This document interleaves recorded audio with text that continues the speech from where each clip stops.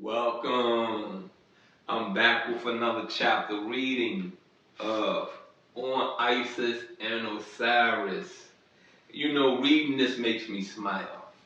Seeing this woman nurturing a child makes me smile. It is not just the fact that it's a black African woman that made delivering a baby possible. You got, it's just not that. You feel me? It's the fact that, I've been on this rock for 53 years and I've heard a lot, seen a lot towards the black community. I've seen where our own kind, our elders will look at us young people and call us stupid, dumb, illiterate. And if we're to raise the black community, if we're to figure out how to make the black community successful, let's start with our babies. Let's re-educate our babies. Let's figure how to talk to them. These kids now, these babies now come out the womb knowing a lot. They're ready to walk. They're ready to talk. They're ready to eat. Honestly speaking, they're ready to go out here, stand on the corner and sell some drugs. You got me? You understand me? They're way advanced than when I was born. Understand? Anywho, once again, I am the Nasty Pastor. Please like, share, subscribe, comment at my YouTube channel, Only Faith Ministries, Kemet Edition. Got me? You will find the readings of Peter Hotep over there. You will definitely find the full readings of, on Isis and Osiris. And for that new reading that's coming out in April, you will find Stolen Legacy over there also. Please check it out. Please understand what was taken out the black community, the African legacy, dynasty, culture, and present it into another culture. Get me? Understand me? Anywho, let's get into this reading.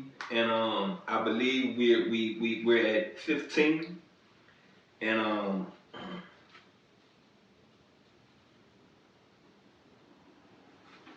let's go. But when Isis had gone to see her son Horus, who was at the apologize. I'm at the wrong spot.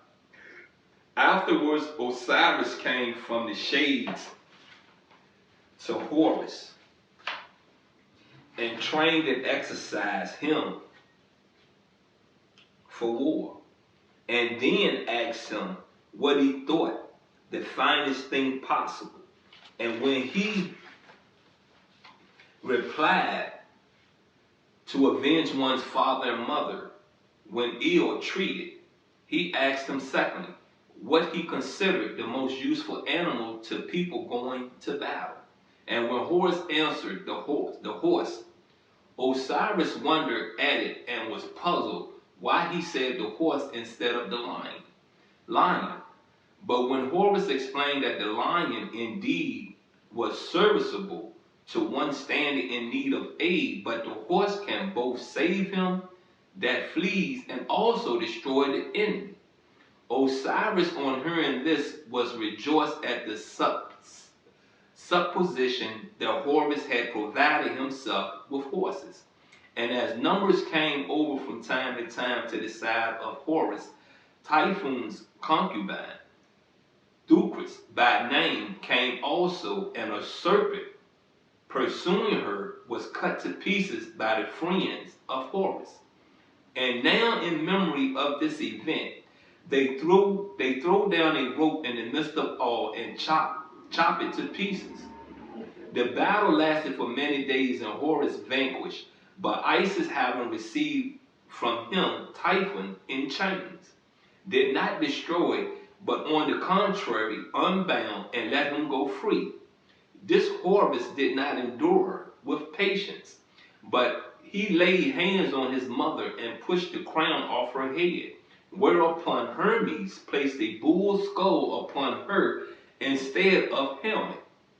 And when Typhon brought a charge of illegitimacy against Horus, Hermes acting as his counsel.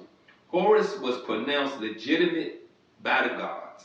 After this, Typhon was beaten in two other battles, and Isis conceived by Osiris copulating with her after death, alluding to the incident of the opening of his coffer and explaining the sad fate of the two inquisitive little boy, and brought forth the prematurely born and weak in his lower limbs, Harpocrates.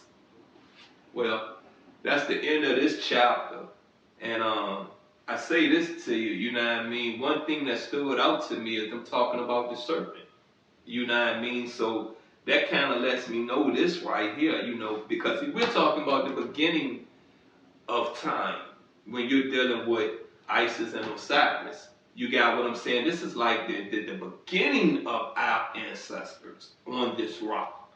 So that kind of lets me know that, you know, all of us did not get here and say to ourselves we messed up. Some of us probably did. A lot of us may not have. There were serpents running around. So that means there was demons, there was evil creatures, evil acts going on every day that we could visibly see, that we could visibly kill. Because if you understand what it said Osiris. What it said, Horus' friends killed the serpents? Is that what it said? It said Horus or Osiris' friends chopped the head off the serpent. You got what I'm saying? So when I tell you that evil can't touch you, when I tell you evil should not be feared, when I tell you Satan does not have a hold on your soul, believe me, we have the last say so.